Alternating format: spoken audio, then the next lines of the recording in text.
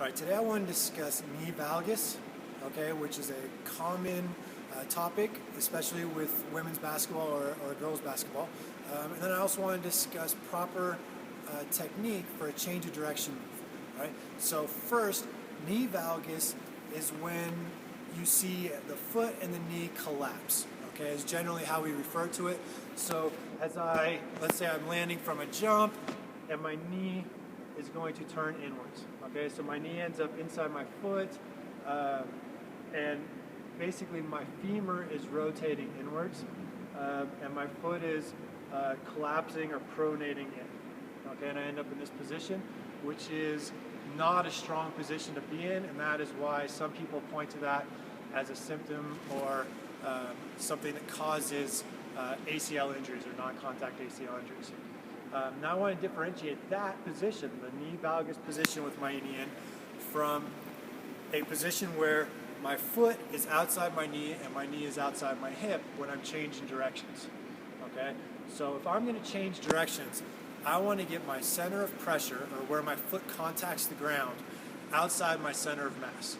Okay, so if I'm going to plant off my right foot to cut to my left, I want to get that right foot out. And so now I have an angle where my foot is inside my knee is inside my hip, but I have a strong angle that I can push in the direction that I want to move. Okay? And even though in this position my knee is inside my foot, similar to a valgus position, to me they're completely different positions, primarily because in a valgus position I've got that internal rotation, okay, and I'm tending to lack the hip stability, whereas when I'm out, okay, I'm in a very strong position to plant and push off, just as if I was running straight up and down, and I'd have my foot, knee, and hip all in one plane. All right.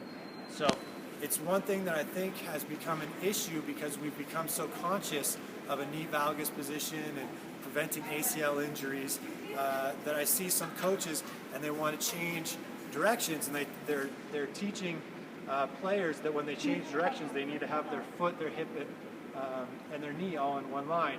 And if I try to plant, if I'm moving with any kind of speed and I try to plant my foot and have a straight line here, I don't have enough force to break with. I'm not in a good position to be able to handle that force and change directions.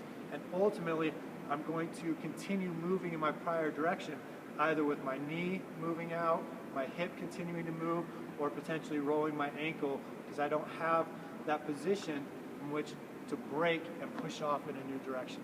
So those to me are two different positions.